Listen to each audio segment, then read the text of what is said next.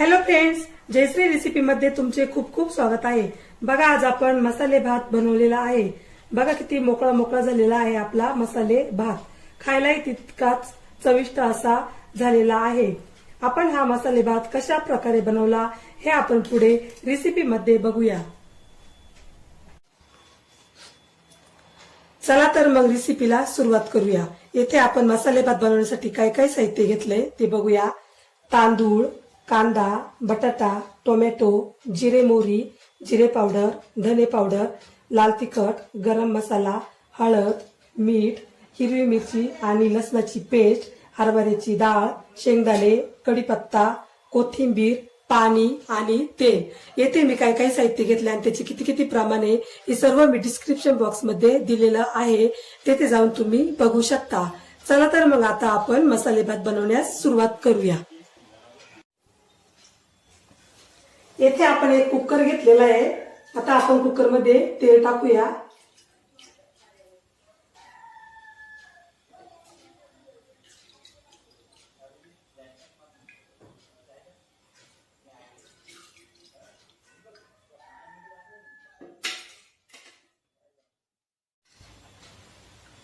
आता आपलं तेल गरम होत आहे।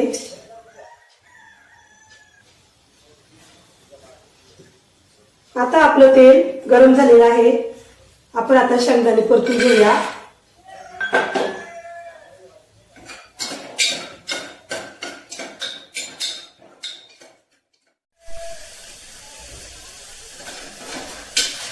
आता आपले शेंगदाणे छान परतलेले आहे। आता आपण त्यामध्ये कांदा टाकूया।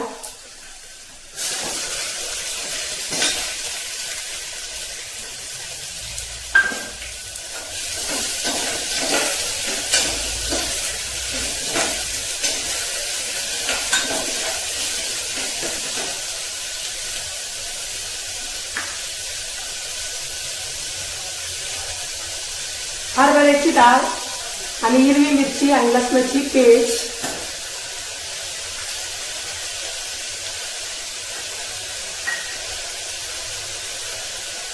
जिरे मोहरी,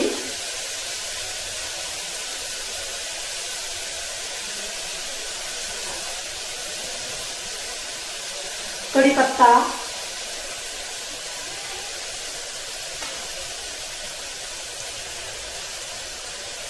जिरे पावडर, धने पावडर। आता हे सर्व मिश्रण एकदम व्यवस्थित परतून घेऊया।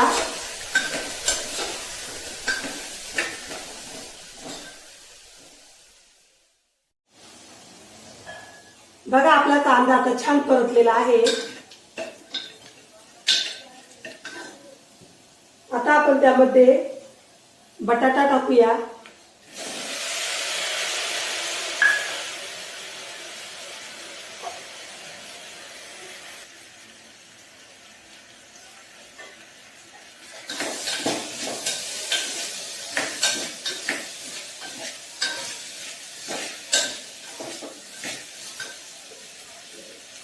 टोमॅटो,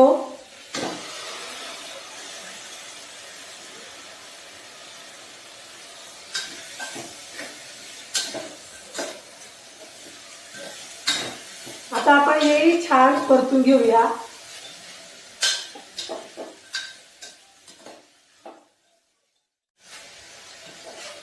आता आपला बटाटा आणि टोमॅटो छान परतलेला आहे। आता आपण त्यामध्ये लाल तिखट, गरम मसाला,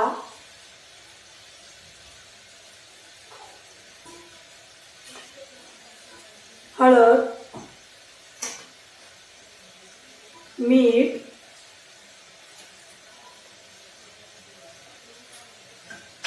आता आपण हे छान परतून घेऊया।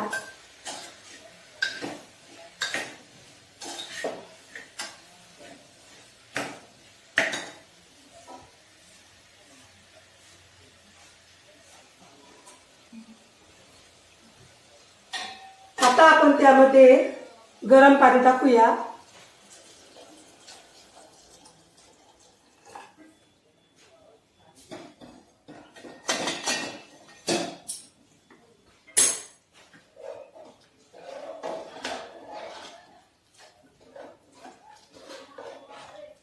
आता आपण यामध्ये स्वच्छ धुतलेले तांदूळ टाकणार आहोत पाण्याला उकळी आल्यावर.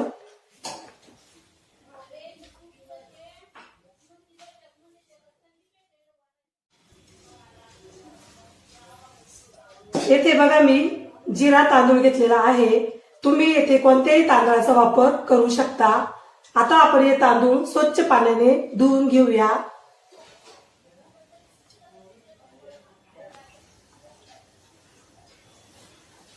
बघा आपल्या पाण्याला आता छान उकळी आलेली आहे. आता आपण तांदूळ टाकूया.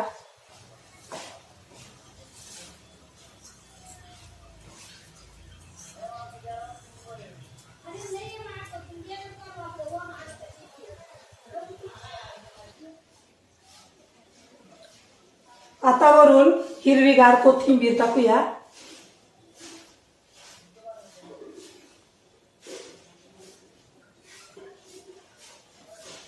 कोथिंबीर आता छान मिक्स करून घेऊया.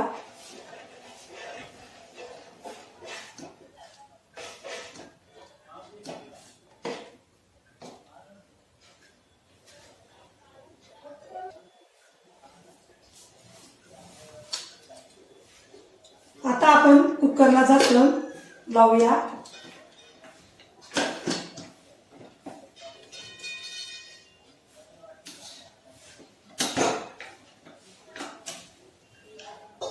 आपण आता हा भात लो फ्लेमवर अर्धा तासासाठी शिजण्यास ठेवणार आहोत.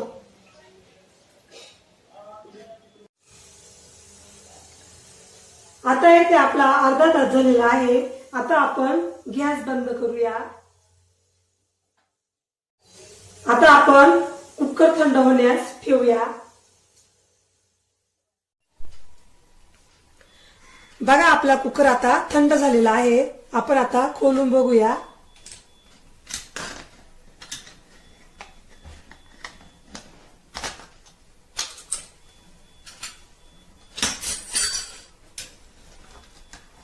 आता आपण हे सर्व मिश्रण व्यवस्थित मिक्स करूया.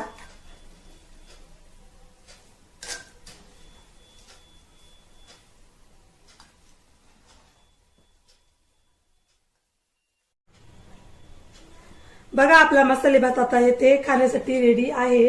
बघा किती छान झालेला आहे आपला मसाले भात. एकदम मोकळा मोकळा असा झालेला आहे. तुम्हाला जर माझी रेसिपी आवडली असेल तर माझ्या रेसिपीला नक्की लाईक करा. चला तर मग पुन्हा भेटूया पुढच्या रेसिपीमध्ये. तोपर्यंत बाय बाय.